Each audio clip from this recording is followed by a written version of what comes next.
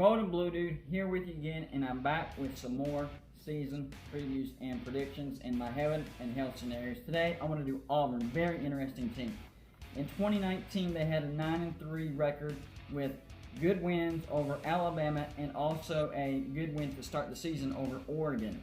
They didn't have any terrible losses. They lost at Florida, at LSU, and then Georgia at home, and then they had the bowl loss to a very, very good Minnesota team. They actually played LSU the best out of any team the whole season, including the playoffs. They only lost by 3. However, Bo Nix did look a little iffy in that Florida game, so if he can avoid games like that, then Auburn should be good to go, especially on offense. So, last year, Bo Nix burst onto the scene. I did not see this coming, and he had a great year, exceeded expectations. He was 217 for 377, that's 57.6%. Not a great throwing percentage, but he threw for 2,542 yards, that's 9th overall, 16 touchdowns, that's 17 overall, and only 6 interceptions, that's 23rd overall. Gus Malzahn has a lot of confidence in this guy as far as saying that he thinks that Bo Nix will win a championship before he leaves Auburn. That's big words. So he has tremendous faith. Now, running back Tervius Whitlow left unexpectedly. So it looks like DJ Williams will fill that role, and he did have some experience last year. He had 84 carries, 400 yards, 2 touchdowns, averaging 4.8 yards a carry. This guy has speed, and he can break any tackle and go the distance. A very, very powerful runner.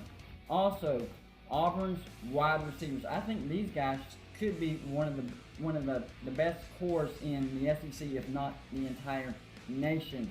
They have Seth Williams coming back. Last year, he had 59 receptions for 830 yards and 8 touchdowns. And Anthony Schwartz comes back, 41 receptions, 440 yards, and 1 touchdown. Both have tremendous hands and excellent speed, especially Schwartz. He's thought as possibly the fastest wide receiver in the SEC and possibly the nation. Also, new offensive coordinator Chad Morris.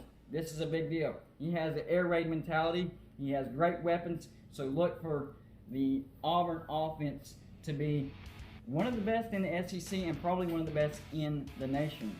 Now, the problem is they lost some talent on defense. Defensive tackles Derek Brown and Marlon Davidson, they're gone. They went to the NFL. That is a big blow. But they do get Big Cat Bryant back. Love that name. 6 tackles by himself, 16 altogether, 1.5 sacks. He loves to pressure. He loves to hurry the quarterback and loves to get in the backfield. Also, Tyron Tuesday was back. He had 10 tackles by himself, 31 altogether, and 3 sacks. And they do have talent surrounding these two guys with Derek Hall and Coinus Miller Jr. So I think the defensive line will be okay, but not as good as last year. Now I think Auburn's defense, their strength will be their linebackers. Very, very good. They have linebacker KJ Britt. Last year, 37 tackles by himself, 68 altogether, 2.5 sacks, and a forced fumble. 10 of those sacks were for a loss, so this guy is a playmaker. Around him is former 5-star linebacker Owen Popo. Last year he had 24 tackles by himself, 49 altogether, 2 sacks, and a forced fumble. Look for Popo to take a step forward in 2020, so I expect the linebacking situation to be just fine. So we go from the strength of the defense to possibly the weakness of the defense, because the secondary lost 2 great quarterbacks and 2 great safeties. But the good news is Auburn does have talent. Quarterback Roger Mccreary, he'll step up into the starting role in 2020. Last year he had 30 tackles by himself, 36 altogether, 1 interception, and 11 pass deflections. And another person that should have an impact in the secondary is safety Smoke Monday. Love that name too, Smoke Monday. Last year he had 13 tackles by himself, 20 altogether, and 1 interception. So yes, the secondary did take a big blow with losing a lot of talent, but they do have talent. It's just that experience won't be there, so this might be a work in progress. So let's run through my quick heaven and hell scenarios. First, let's look at the schedule real quick. They get Alcorn State at home to start, at North Carolina, at Ole Miss, Southern Miss at home, Kentucky at home, at Georgia, Texas A&M at home, at Mississippi State, Arkansas at home, UMass at home, LSU at home, then at Alabama. So first I'm going to go through the heading scenario. Auburn scores at least 40 points per game, and that is very plausible.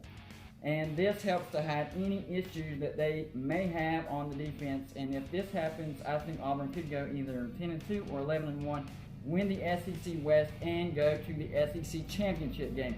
Now, the hell scenario, the losses on defense are too much in the hell scenario. They give up way too many points despite having a great offense.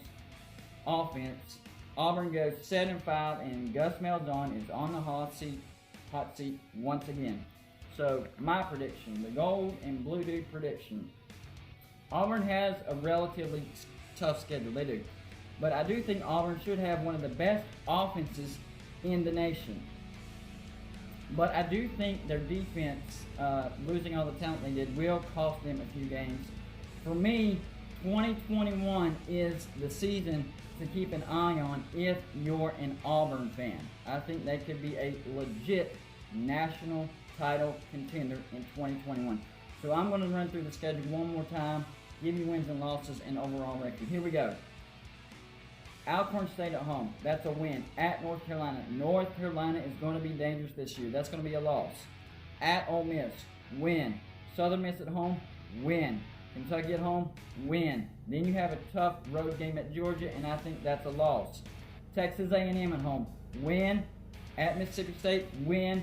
Arkansas at home, win. UMass at home, win. LSU at home, win.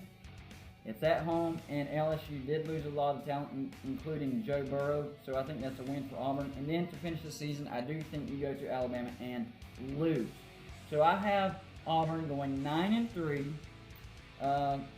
relatively tough schedule, but like I said before, if you're an Auburn fan, 2021 is the season you need to keep an eye out for. That's all I got for you today.